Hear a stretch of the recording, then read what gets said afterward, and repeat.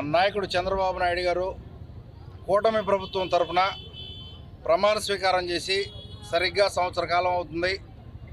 ఆ సందర్భంగా మనం ఇక్కడ ఈ సమావేశం ఏర్పాటు చేయడం జరిగింది. గత సంవత్సర కాలంగా రాష్ట్రంలో సంక్షేమం వైపు తీసుకెళ్తూ అభివృద్ధి వైపు అడుగులేపిస్తూ ఎంతో ఆర్థిక వ్యవస్థ చిన్నాభిన్నమైనప్పటికీ వాటిని గాడిలో పెట్టి సరిచేస్తూ ఎంతో కష్టపడుతున్న మన నాయకుడు వారికి తోడ్పడుతున్న పవన్ కళ్యాణ్ గారికి ధన్యవాదాలు తెలియజేసుకుంటూ రాష్ట్ర ప్రజల తరఫున, అట్లానే మా నియోజకవర్గంలో దాదాపు ఈ రోజు వరకు నేను 84 కోట్ల రూపాయలతోటి అభివృద్ధి కార్యక్రమాలు చేయడం జరిగింది. దాంట్లో దాదాపుగా 45 కోట్ల రూపాయలు రోడ్లకే వెచ్చించడం జరిగింది. అంతేకాకుండా మాదిపాడుకు సంబంధించిన బ్రిడ్జి కూడా శాంక్షన్ అయ్యి పనులు మొదలుపెట్టడం జరిగింది. అట్లా రకరకాల కార్యక్రమాలు చేస్తున్నాం. సీఎం రిలీఫ్ ఫండ్ కింద పెద్ద ఎత్తున నియోజకవర్గంలో ఇబ్బంది లేకుండా ఎవరు వచ్చినా కూడా ఇప్పించడం జరుగుతుందండి. అట్లనే రాష్ట్రంలో రకరకాల ప్రోగ్రాములు చేస్తూ ఉన్నారు. మా ప్రభుత్వం రాగానే 3,000 రూపాయలు ఉన్న పెన్షన్ని 4,000 రూపాయలు చేయడం జరిగింది. మొన్ననే మెగా డిఎస్సి కూడా అనౌన్స్ చేయడం జరిగింది.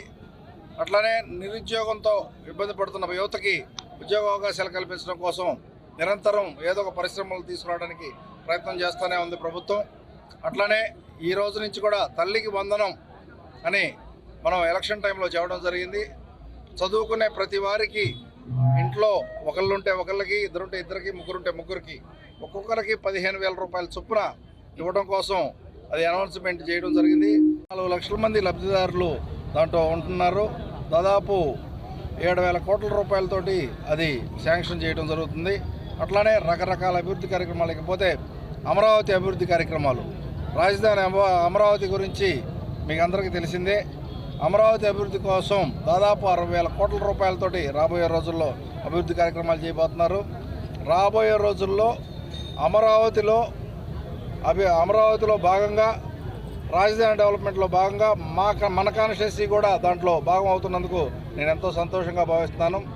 రాబోయే రోజుల్లో మన కాన్స్టిట్యున్సీలో కూడా పెద్ద ఎత్తున అభివృద్ధికి, రాజధానికి సంబంధించిన అభివృద్ధి పనులు వచ్చే అవకాశం ఉంది. అవకాశం ఉంటే ఇంటర్నేషనల్ ఎయిర్పోర్ట్ కూడా మన కాన్స్టిట్యున్సీలో వచ్చే అవకాశం ఉందని ఈ సందర్భంగా తెలియజేస్తున్నాను. ఇండియా పాకిస్తాన్ ఉద్రిక్తతలపై లేటెస్ట్ అప్డేట్స్ కోసం డౌన్లోడ్ చేసుకోండి RTV లైవ్ యాప్.